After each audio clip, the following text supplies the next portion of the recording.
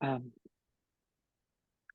yeah, so welcome everybody.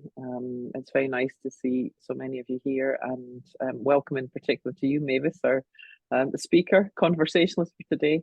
For anybody who doesn't know, my name is Christian McNeill, and I'm one of a number of people that are involved in trying to set up a Three Principles Scotland group to, with the purpose of sharing this work within Scotland and around people who are associated with Scotland. And this is one of the things that I love to do, is have conversations with people. So I thought that it would be nice to invite people, both people who've been important to me in my journey since I came across the principles, and people who are associated with Scotland, to kind of tell us a bit about what this work, this thing that is sometimes called the Three Principle, is, what it means to them, how impactful it has been to them and their clients, and just whatever you want to say. I'm delighted to see so many of you here, and this call is being recorded, and a recording will be made available after something within the next 24 hours. It'll be posted in the Facebook group. So the very broadly, what Mavis and I thought might happen today is that she and I might sort of kick off a conversation around the topic of the best information I ever learned, which is something that I've heard you say in various different ways over the years, Mavis. And then there'll be a time for anybody else to come in with questions or anything they want to share before we close, which will be sharp at at the end of the hour. So Mavis, Mavis Karn is a very, very experienced teacher, psychotherapist, licensed social worker, and has worked with, I'm sure, thousands and thousands of people in her career, and is still working now in her 80s. You're an astonishing example to me, Mavis, and you've been really inspirational. I've really enjoyed working with you over the past couple of years, or however long it's been, and I'm very grateful to you for making time to come today, and just doing this, giving Three Principles Scotland the gift of your time and experience. And I, I yes, I think that you bring a quality of hope and depth in this work that's really touched me deeply, and I'm inspired by your wisdom, and I'm inspired by your enthusiasm for the work, even after so many years, and I think I share with you this sense that there's nothing else I'd rather be doing. And just earlier today we were reflecting on how grateful we are to be involved in this field.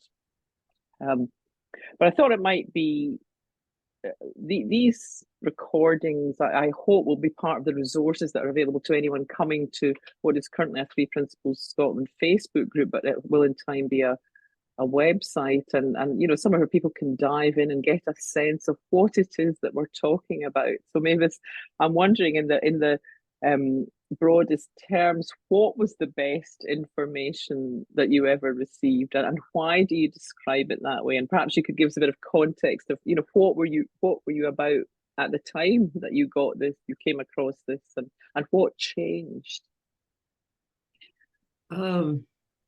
About 45 years ago now. See, when you get to be 83, you can say things like that. Like 50 years ago, 60 years, and you can tell a story from that. So I have a lot of experience, largely because I'm old enough to have a lot of experience. But at the time, I was working as a counselor at a place called the Bridge for Runaway Youth here in Minneapolis. And I was working in a way that I had been taught to work, which was to find out what was wrong with someone and try to fix it. I'm kind of embarrassed to say that I ever did something like that, but that's what I was trained to do. So we went back into the past, and we tried to figure out who did what and how come and why and how much, and tried to find a diagnosis, listen to people in order to fit them into a diagnosis so they could they could know, okay, this is what's wrong with you. It's called this. It's called depression. It's called bipolar. It's called this. It's called that. And there was about 2 minutes worth of relief to find out what the diagnosis was. But then I'm supposed to help them be happy. I had no idea how to do that. No idea. And in all my education up to that point, nobody had ever mentioned that, how to be happy. Nobody ever studied happiness. Nobody ever studied well-being. And it was the same in medical school. They studied disease. They didn't study health. They didn't study well-being. I think people are getting a whole lot better about that now. But back then, those of us in that sort of profession spent our time trying to find out what was wrong with people. So one day, all good stories start with one day, my boss asked me to go to a presentation at the University of Minnesota Graduate School in Psychology that he'd been invited to, and he couldn't go, and he wanted to know if I could go. And I said, sure. I had no idea what it was about. She said, oh, no, I'll go.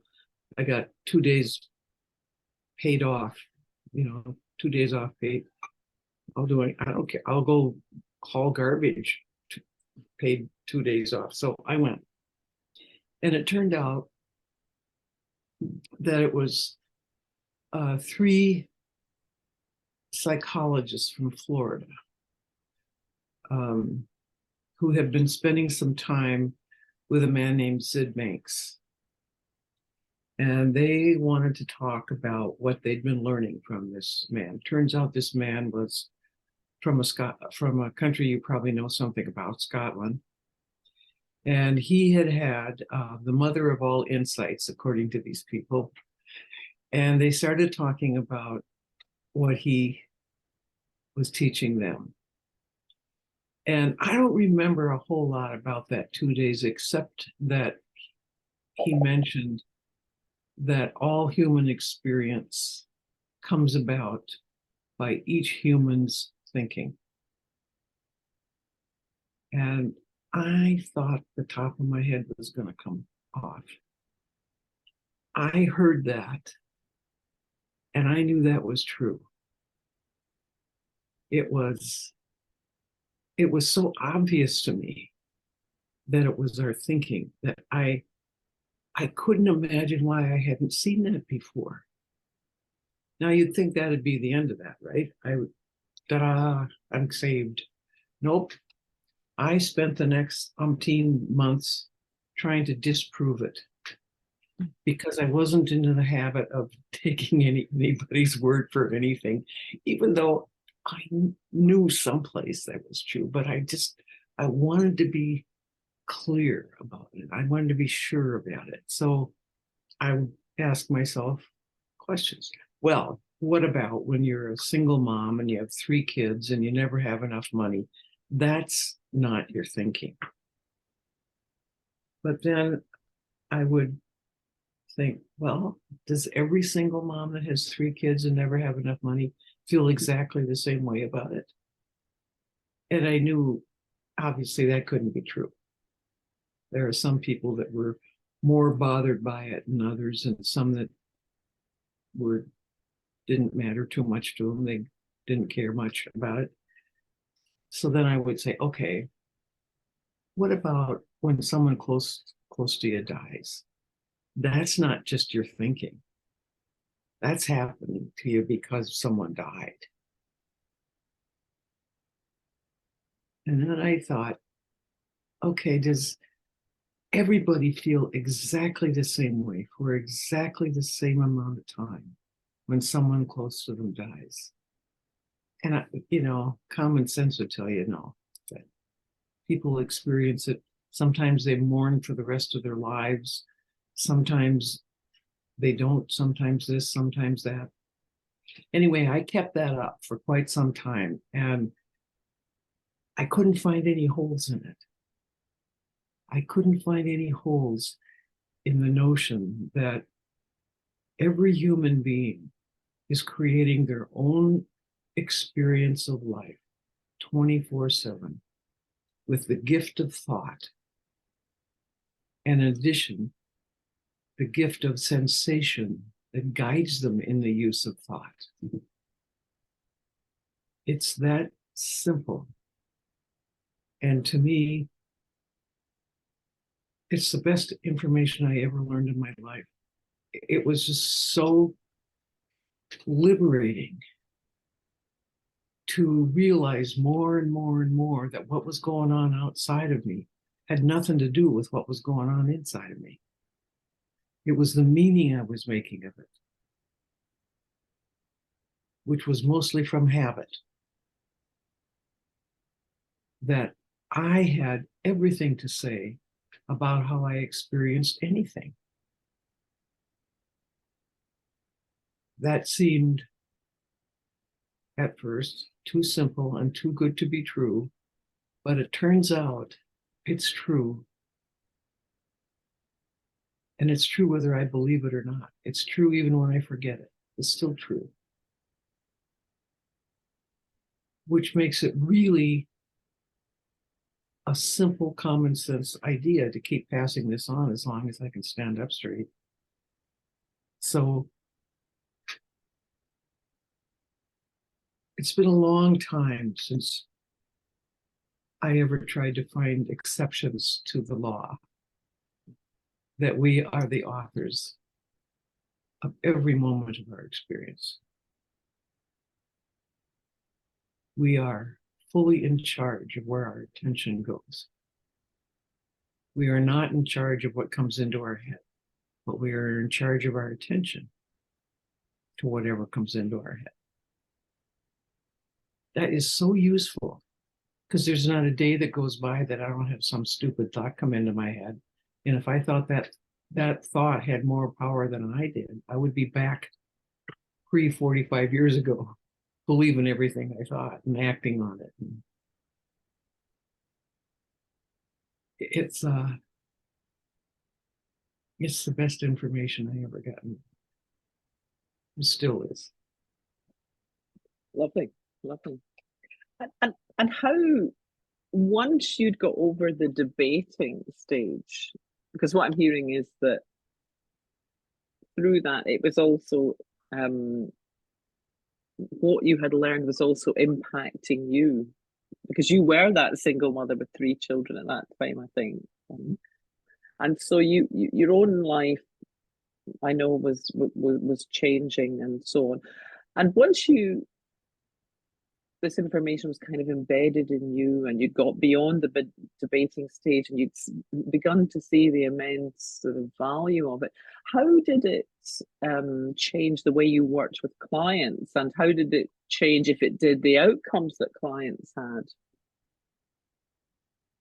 Well, for one thing, I've stopped seeing people that had something wrong with them. All the people I saw didn't have anything wrong with them. I don't know what happened to those people that had something wrong with them, but I never saw them. And that's still true. I never see anybody that has anything wrong with them.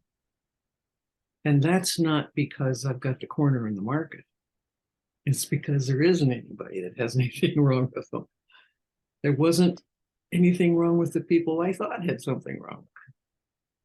So imagine what a relief that is if you're in my business, that you know ahead of time you're not going to see anybody that has anything wrong with them. They just think they do. And they can prove they do. And they may even have big stacks of paper from experts that are telling them what is broken and why is it broken, and this is what's wrong with you.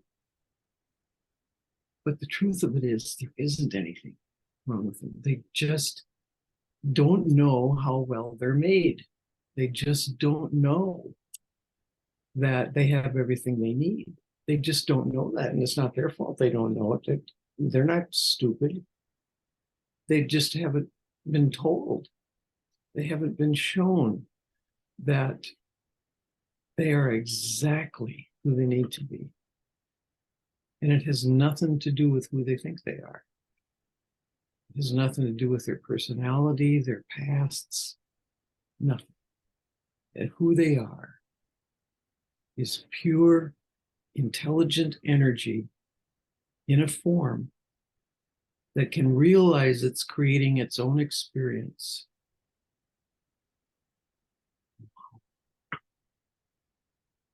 Really?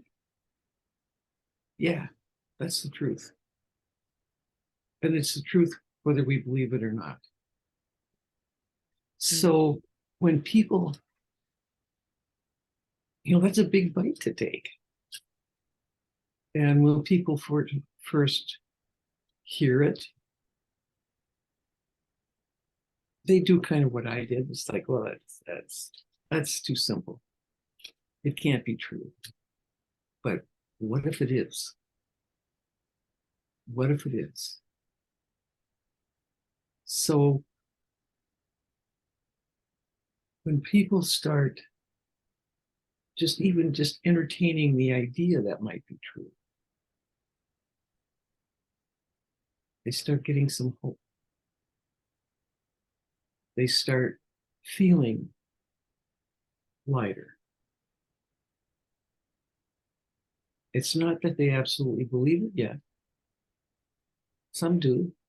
It's just like anything else. Sometimes people see something and it's instant and it sticks.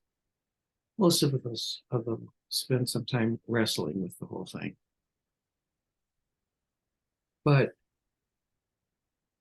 one of the main things that starts happening with people is they quit trying to have a better past, which is an excellent idea because it's not possible to have a better past. Another thing that happens is they quit concerning themselves about the future. Because I don't know if you'll have noticed, the future has never shown up in your whole life.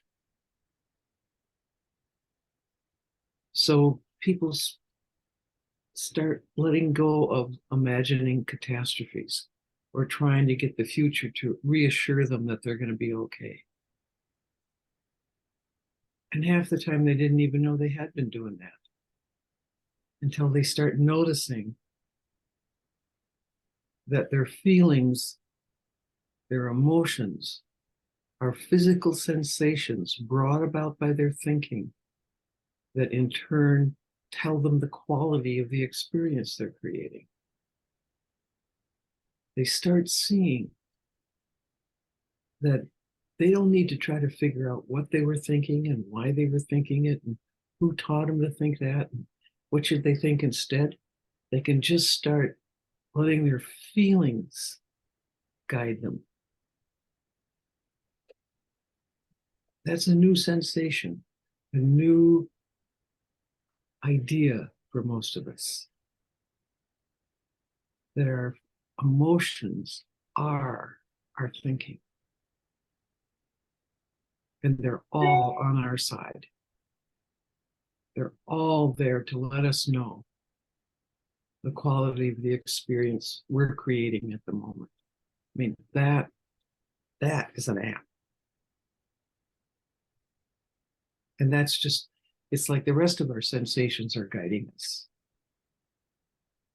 Taste lets us know if something is spoiled or fresh. Hearing lets us know something's too soft, too loud, just right. Touch lets us know when it's not a good idea to touch a hot stove. That sensation isn't the enemy. It's immediate guidance. So all of our sensations are guiding information. That's how well we're made. I didn't know that for 40 some, I didn't know that for 40 some years. It would have been really, really handy to know. But since I can't have a better past, so what? I didn't know it. I do now.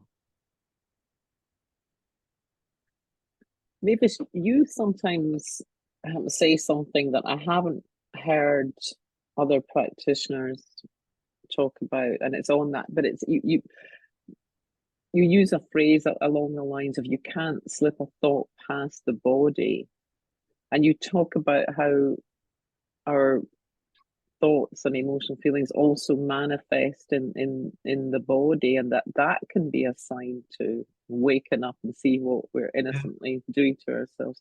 Maybe you yeah. could say a little bit. I think it's lovely. It's very helpful to me, that expression, and perhaps you could say a bit That's more what about that. sensation is.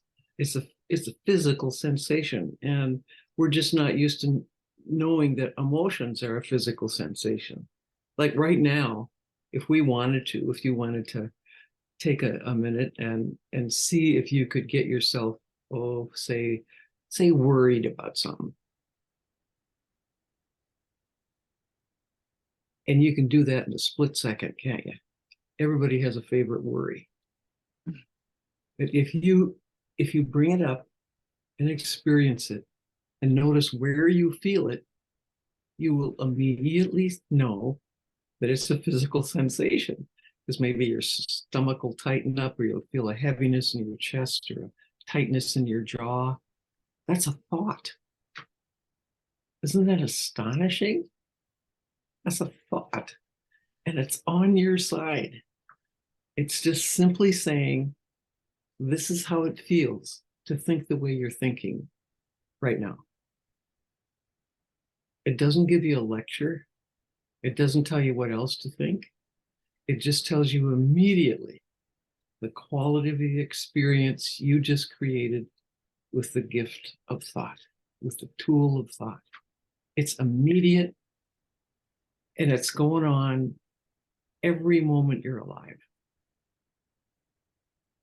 Now that is divine engineering. That's just it's just it's just amazing. And I want everybody in the world to know that. I'm a little bit behind, Mm-hmm. but I'm going to keep at it. And every time somebody else realizes it, every interaction they have with themselves or someone else moves to higher ground. So it has an amazing ripple effect.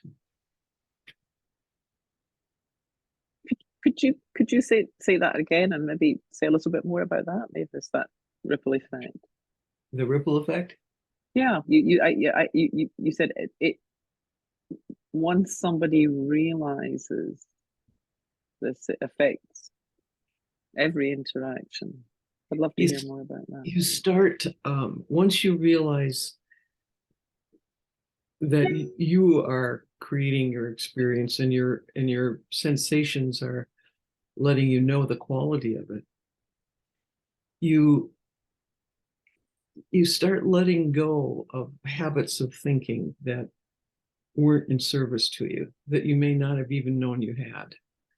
And sometimes you do that on purpose, and sometimes they just fall apart or fall away because your understanding gets stronger and stronger. So say you had an argumentative sort of relationship with someone. When you get uninterested in having that sort of a relationship, and you can catch yourself getting reactive, and you just calm down and come back home, it's really hard for the other person to have an argument with someone that won't argue. It's really hard. And it's also an experience where they can notice themselves being argumentative and kind of get a little curious about that. Why are they fighting with someone that's not fighting? It's kind of a positive pandemic. It's kind of it's catching. And it isn't even something that you're trying to do.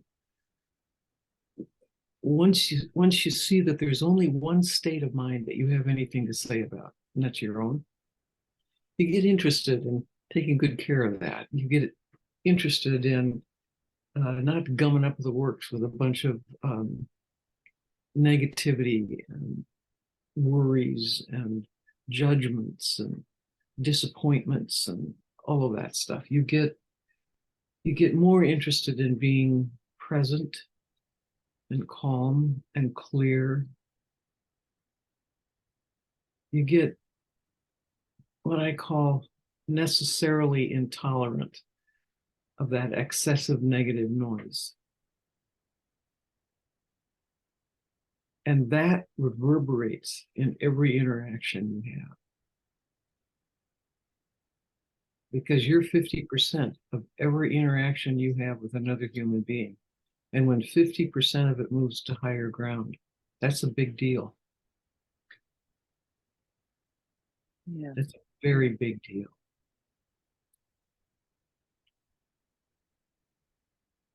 Can you see that? Does that make sense?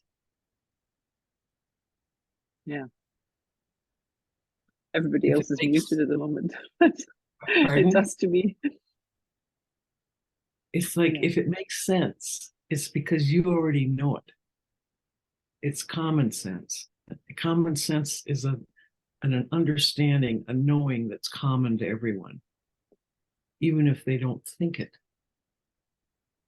You can know things you don't know how to think about or explain, but you can know them, you can feel it. You can feel, for instance, truth. It feels really different than opinion and belief. It's just true. And everybody has built into them the ability to know truth.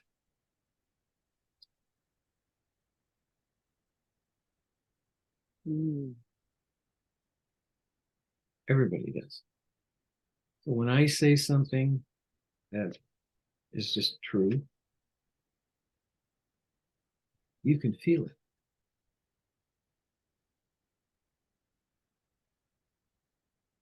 I didn't put it there.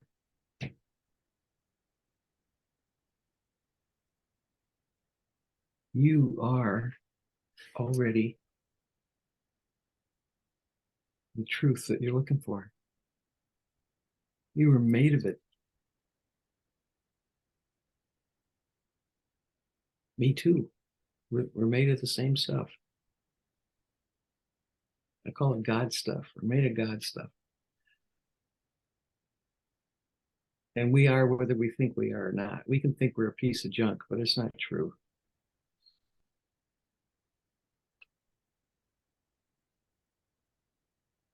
If it were true, it would feel like truth.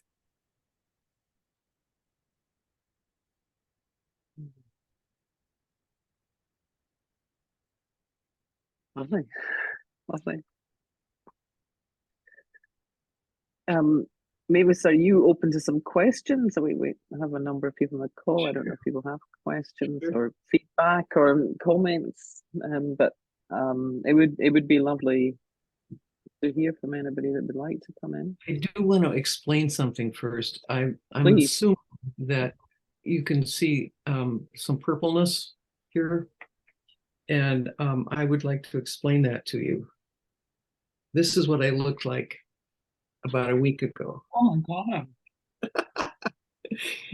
I'm going to save this. I want to put it on my Christmas card.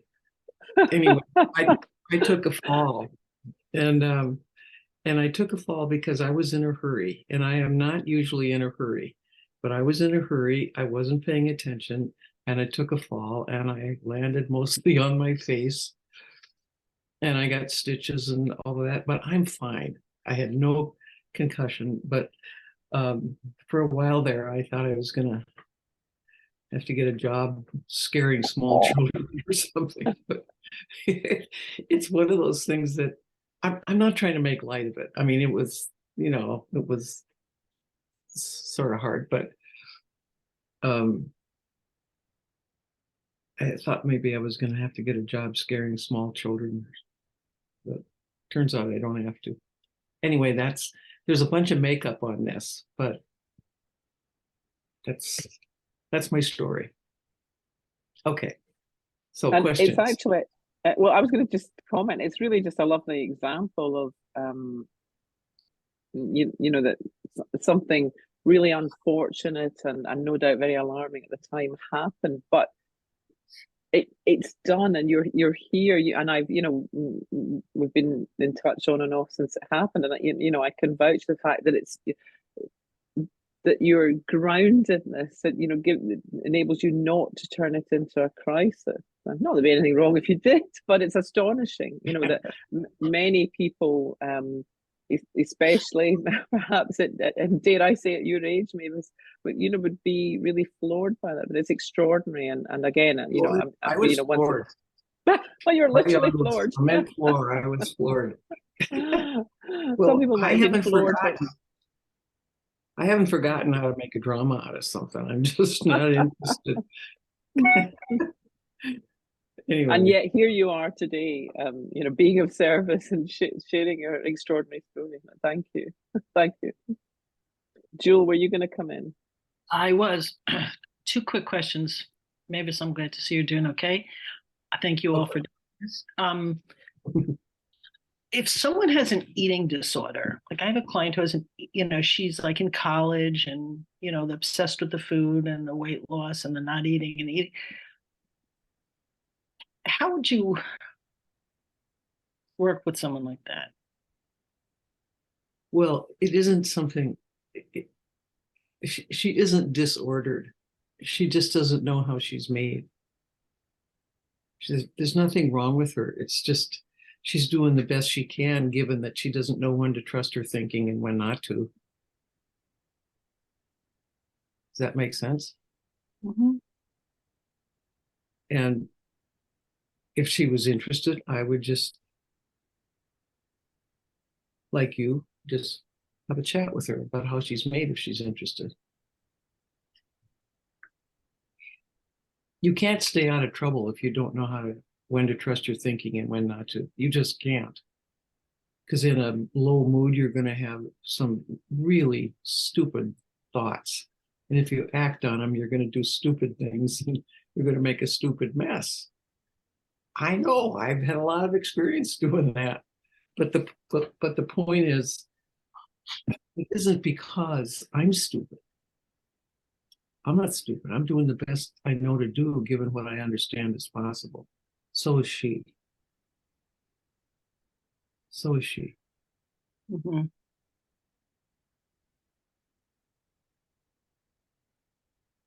So the more we know that, Mm-hmm. the more we understand that people aren't the diagnosis they've gotten. And people tend to think they are.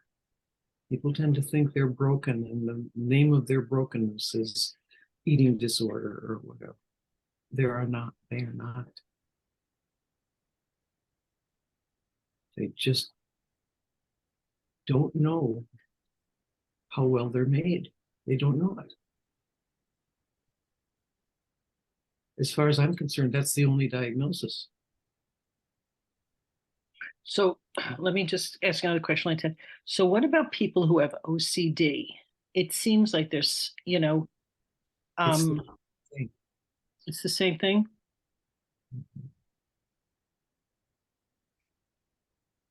It seems like they more though cannot control their thinking.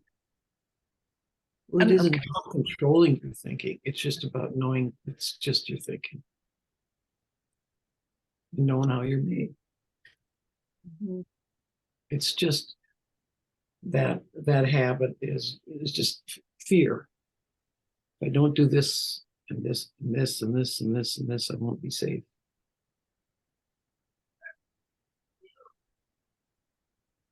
Mm-hmm. And do it over and over and over again, trying to be safe. Well, who wouldn't like to be safe? But that method of trying to be safe has no chance of working. But they just don't know how they're made.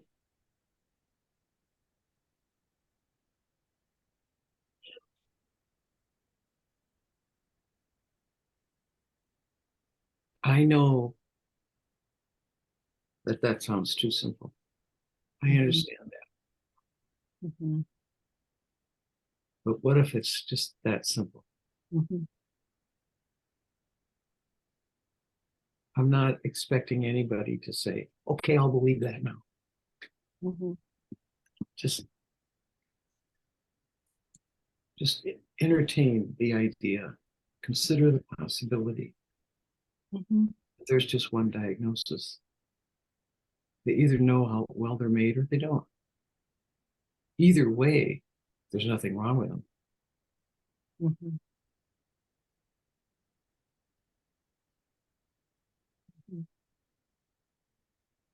But we need to start with ourselves.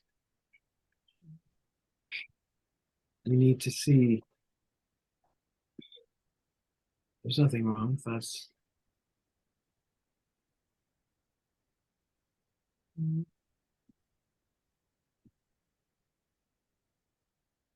It's also, this might sound a little odd, but it's also not our job to make anybody understand anything. You can't do that. But if we know for ourselves the truth of how we're made, and we just bring that to everything, we just bring that feeling, that feeling of just the wonder of it all. I don't do anything any different than that. Before I do anything, whether it's my laundry or something like this, um, there's just one decision. I'm going to bring the nicest feeling I can to it. Mhm. That's it. That's no small thing. People may never remember anything that you said or talked about, but they'll remember the feeling.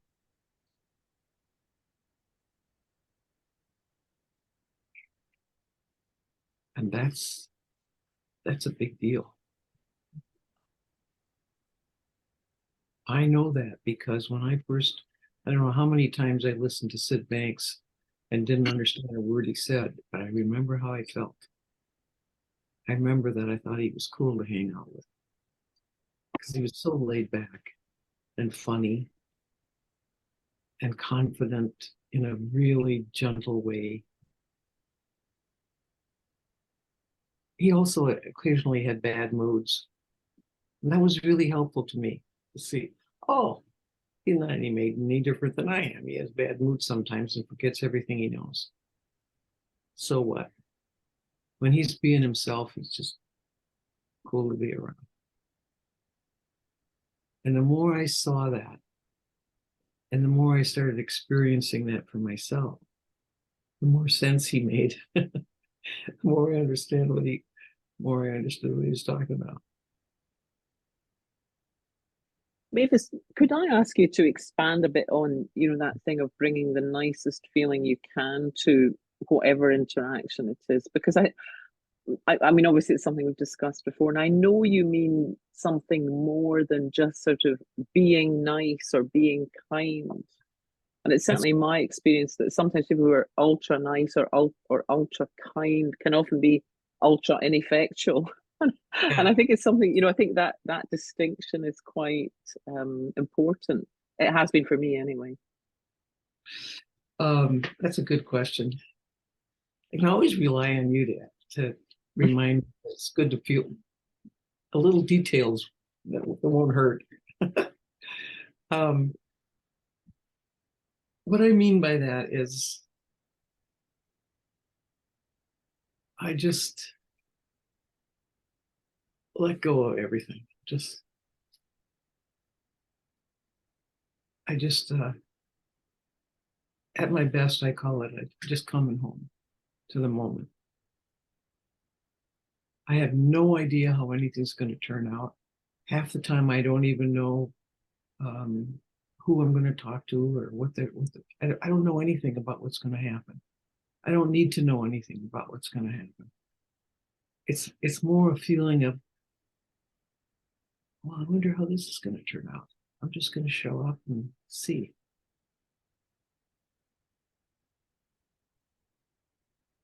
I'm just going to be myself. See what happens. But I'm always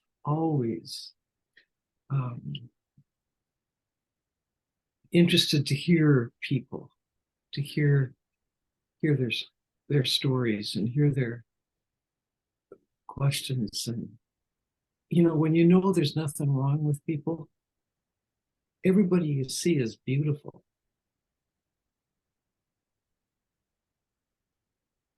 You have that going for you when you know there's nothing wrong with people, no matter what they're doing, no matter how they're behaving, no what they're saying. It's like, if you know there's nothing wrong with them, everybody's so beautiful.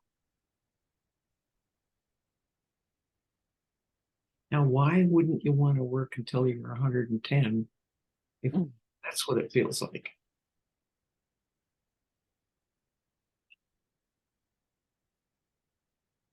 There's nothing, I'm not made of something else. Sometimes I have bad moods, and my IQ goes down about 100 points when I'm in a bad mood, just like everybody else. You know what the difference is? I don't care, because I know it's temporary. I know to keep my mouth shut. I know it's not a good time to make decisions. I know that I'll be smarter shortly. So it's not this big deal.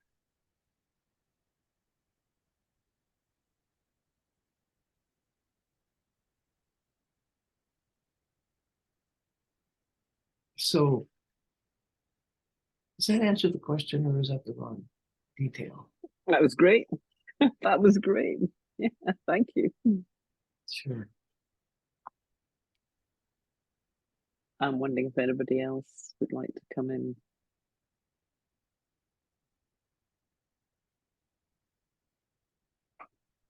Anne, are you about to come in? I see you're on camera. Trying to work out how. Sorry, I was just trying to work out how to put my hand up. Nice to see you. Yeah, and do you know, I've had my camera off because I've got a migraine, which I have to say, listening to you, Mavis, has started to lift. And I suppose it was an observation I was having there when I was listening. I didn't know about 3Ps. I've known about it for about 3 years or so now. I've been in the conversation. And like 6 years ago, I had an acquired brain injury. I had a brain aneurysm, hence the migraines. And before, when I first came on the call, I was thinking to myself, I can't even keep up with my own thinking. I'm very confused by my own thinking. And that happens when I'm in a migraine. And I've still got memory issues. And then when you were speaking, Mavis, I was back thinking about when I was first on my journey back to health after that. And I didn't have a lot of thinking. I actually believe I had times where I wasn't thinking at all. I was just being.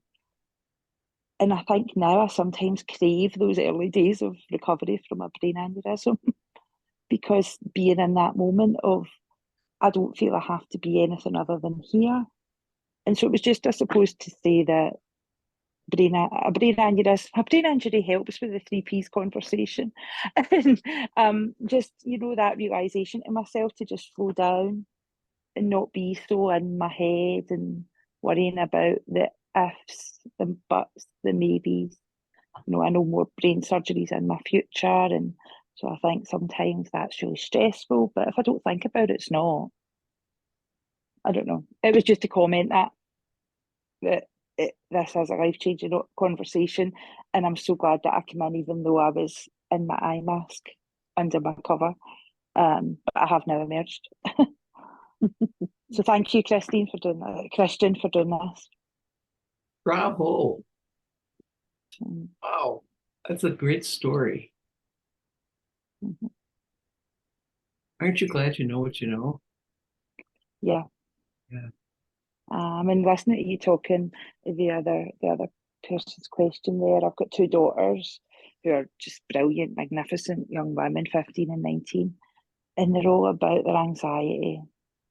I think a lot of their anxiety stems from me being very, very unwell because I sort of dropped almost dead in front of them, and they were obviously much younger and had a lengthy recovery.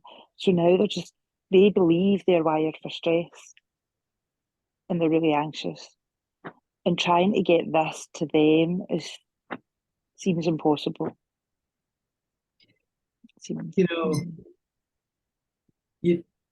If you're going to take responsibility for their bad habits, you're going to have to take responsibility for all their successes too. And they wouldn't like that. I probably do too. Me and my husband high five ourselves about our children quite a lot. So we do take credit for the successes too. The more you take care of your own state of mind, yeah, the more you'll just model what you're trying to get across to them. You won't even have to give them a sermon about it. It's interesting because I tell people I'm not broken and that people need to stop trying to fix themselves. And I've had folk argue with me that they are broken. Where do you go with that? Sorry, you're not broken. I know. No. But no, they demand it. They are broken, and how dare I suggest they're not? It's people for you, isn't it? Yeah. It takes a lot of creativity to scare yourself all the time. It's just the misuse of creativity. So people just don't know that. There's nothing wrong with them. They just don't know that. Yeah.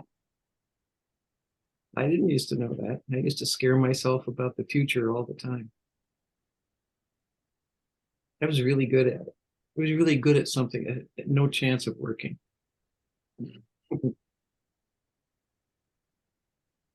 Thanks for your story. No, thank you, Mavis. Thank you, Christian. Oh, lovely to see you, Anne, and I hope you'll be, involved as this thing evolves. I certainly will. Thanks for joining us. Yeah. And I was thinking, maybe, funnily enough, and I had somebody, actually a colleague, kind of arguing with me. No, I mean, we were having a very, civilized and good-natured and friendly discussion, but she was very, very kind of convinced that trauma in the past was a thing that could dictate what was happening today. And really, you said it earlier, Mavis, that we can't. I think our job is to convince or convert anybody. We can share what we know, and I think something of that coming with the best feeling I can, and involves having the courage to say what I what I see to be true, but also allowing not needing to kind of ram it into somebody. And please believe me, I've tried to ram it into my kids in the past, and that really doesn't work. Me too. I don't know why I didn't get shot. Yeah. What's really lovely? Go on, Anne, please. I was just going to say, I've got an 8-year-old son too, and he's got autism, and he's absolutely perfect. Of course he is. And he is probably the one who we joke that I'm very outgoing. We joke that he's most like me. And even though he's got autism, he knows he's perfect. Now, I don't know if that's because he's 8, or if that's because he's autism, or if that's because this Anne, who understands much more of that stuff, has been his home mum for his whole life and not just part of his life. So I don't know why, but watching the world through my son's eyes is a beautiful thing, because he knows he's not broken. And I just want to comment that, and it's interesting. I think is it about his autism? I don't know. I suspect it could be, but who knows? Mm-hmm. Wow. Got a great built-in coach in your family. Yeah. We all learn from him all the time. And I try to get my daughters to see, well, Danny's not stressed about that. Like, why are you so stressed about it? Danny doesn't care. And but he's not teaching them quite enough yet. Maybe we just need to keep on the journey. it took me far too long when I was raising my kids to figure out that they pretty much never listened to what I had to say about anything, but they watched how I lived. Yeah. And if I hadn't known that was going on, I'd have been more careful. I would have spent more time just calming down and not being so reactive and not trying to give them so many sermons about what they should or shouldn't do and so. But I didn't know then what I know now. And most of my, not most of it, but a lot of my parenting was done from fear that if I didn't tell them everything was going to be ruined. I didn't know that all I had to do was be myself. I didn't know that.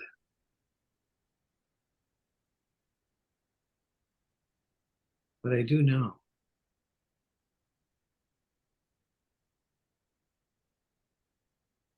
And you can know it too. It'll make parenting not without problems, but a whole lot easier. Mm.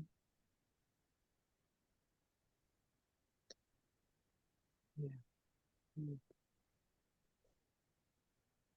Um, two things just occurred to me. One is we've got Alexandra Moore on the webinar, and she's just recently launched a podcast called Unbroken, which I would highly recommend. And another maybe I did not yet touch upon your recently published book, which I think would be a wonderful resource for anyone. Can you tell us the title of that? Because I'm sorry, I do not have one here. But you're a first-time author, I think. Yeah, probably first and last. I don't know about that. Books, this is what it looks like. It's that simple, and it's available on Amazon in the US, in the UK, and all around the world, really, at other bookstores. The book doesn't happen without McNeill. He dragged me into it, and I said, I don't. He writes books all the time. He thinks it's a piece of cake, and I said, I don't know how to write a book. I can't write a book. And he said, oh, well, that's okay. You can write letters. So I wrote letters. And that's what the book is about. It's 13 letters. Just changed it one little thing. Okay, you don't have to write a book, just write letters. Okay. You can do it. Yeah, oh, great job, Mavis. Great job. Ellen, I see Ellen's name here. She and Azul are going to do a book club on the internet using the book. A bookless book club. A bookless book club. Yep. I'm sorry my camera's off, but I am under the weather, and I just didn't want to miss listening to you. Yeah, so I read like 2 or 3 letters. I read 2 or 3 letters, and I wrote Mavis and said, I have to talk to you. This needs to be out there, like as a program. And Mavis, since I've had the book, sometimes on Zoom and sometimes in person, I'm like read a letter to my client, and then we just talk about, like, they instantly see something different. Oh, sweet. Yeah, it's been so fun. Oh, that's what I hoped would happen with it. Yeah, I mean, so far I'm 100%.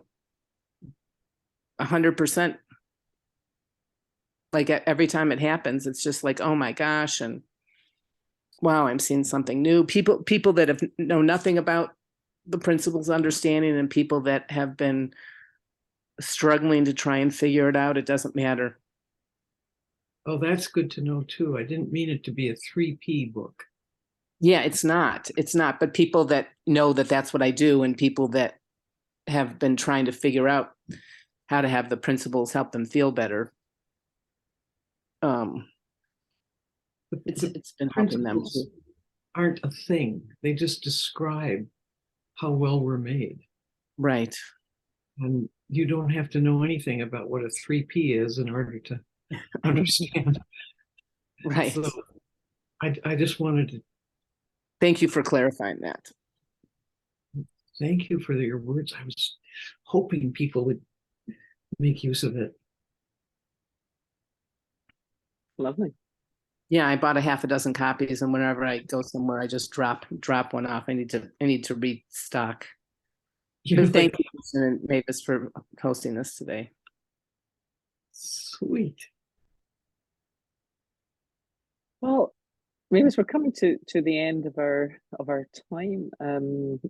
I hope that everybody has found something useful in this, and we've certainly touched on a lot of resources, including your book. I have found it really enjoyable and helpful, and I've learned some new things today. I'm wondering if you have any closing thoughts. Oh, I have no idea. I'm so grateful that people show up, and if you get something out of it, I'm grateful for that. I'm trying to get to everybody in the world, and it's taking a while, but it's not about me. I want people to know how awesome they are. Yeah. So I hope the little book gets wings. Ditto. And I will just mention that you and I are doing another of our 4 webinar series starting next week. So if anybody's interested, get in touch, and I can let you know about that. Well, Mavis, I'm going to say again, thank you very much for your time, for everything that you've shared, for your wisdom and your love, and thank you everybody else for being here today and being part of this. It's been lovely, and as I say, the recording will be available shortly.